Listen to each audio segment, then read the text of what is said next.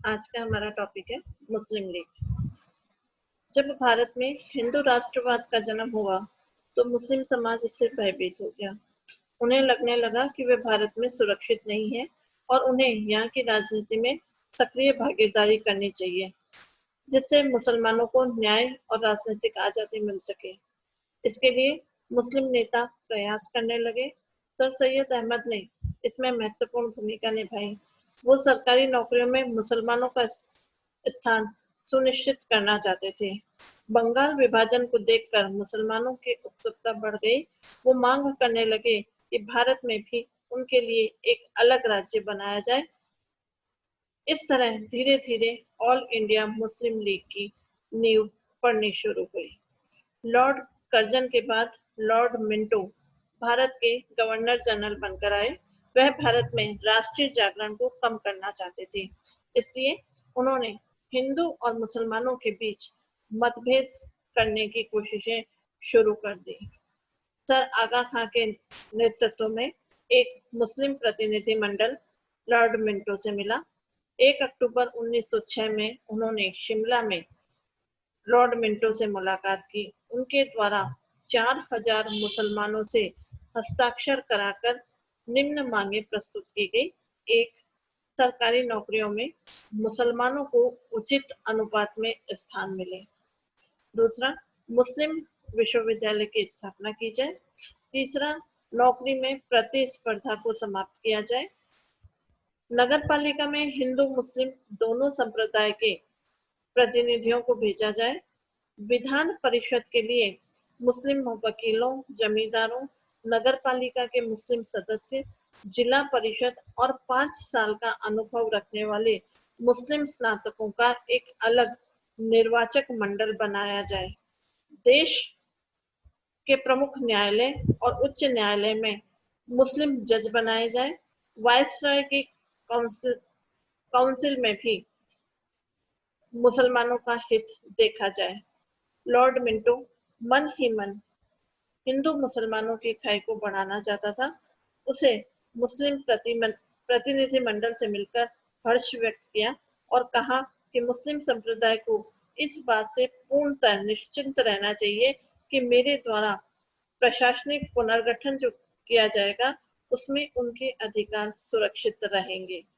बंगाल विभाजन के बाद ढाका के नवाब सलीम उल्लाह खान ने मुस्लिम ऑल इंडिया कॉन्फ्रेंसिंग नाम से एक संस्था बनाई।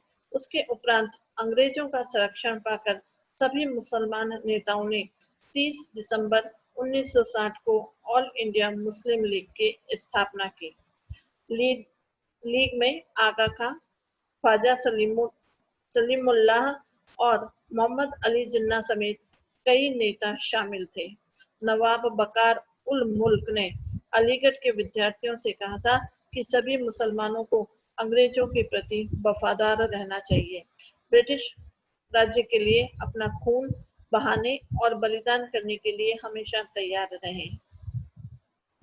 ऑल इंडिया मुस्लिम लीग का दूसरा अधिवेशन 1907 को कराची में बुलाया गया, जहां इसका संविधान बनाया गया।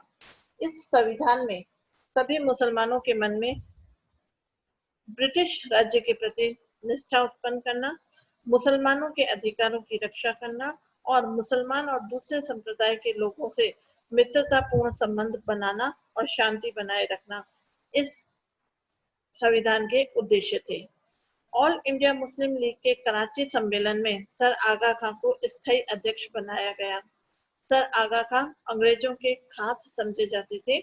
1908 में सर अली इमाम को मुस्लिम लीग का कार्यकारी अध्यक्ष बनाया गया। कांग्रेस पार्टी से धीरे धीरे मुस्लिम अलग होने लगे और ऑल इंडिया मुस्लिम लीग में शामिल होने लगे। लॉर्ड मिंटो के आग्रह पर लॉर्ड मार्ले ऑल इंडिया मुस्लिम लीग के लिए सांप्रदायिक प्रतिनिधित्व की बात भी स्वीकार करने लगे और उसके बाद 1909 में मार्ले मिंटो सुधार अधिनियम लागू किया गया। इस अधिनियम में मुसलमानों ने अपने लिए पृथक निर्वाचन की मांग की थी। इससे हिंदुओं में चारों तरफ नाराजगी बढ़ गई। दोनों संप्रदायों के बीच द्वेष की भावना बढ़ने लगी। मुसलमानों को अब प्रत्यक्ष रूप से मतदान करने का अधिकार मिल गया था। लेकिन 1911 के बाद अंतरराष्ट्रीय घटनाओं के प्रभाव के कारण, जिनमें बाल्कन युद्ध, टर्की में युवा तुर्क आंदोलन सम्मिलित थे, भारतीय मुसलमानों में सर्व इस्लामवाद की विचारधारा की लोकप्रियता बढ़ी। फलस्वरूप ब्रिटिश शासन के प्रति राजभक्ति के दृष्टिकोण में परिवर्तन आने लग गया। मुस्लिम समुदाय का एक युवा वर्ग कांग्रेस के उद्देश्यों के प्रति अब सहानुभूति रखने लगा। 1913 में मुस्लिम लीग ने अपने संविधान में संशोधन करके अपना उद्देश्य भारत में औपनिवेशिक स्वशासन की मांग करना निश्चित किया। 1912 के बाद मुस्लिम लीग के दृष्टिकोण में परिवर्तन आने लगा। इधर कांग्रेस भी अपने उद्देश्य पूर्ति के लिए मुसलमानों का सहयोग चाहती थी। परिणाम स्वरूप 1916 में कांग्रेस और लीग के मध्य एक समझौता हो गया, जिसे लखनऊ समझौता कहा जाता है। इस समझौते से देश में सांप्रदायिक एकता स्थापित हुई।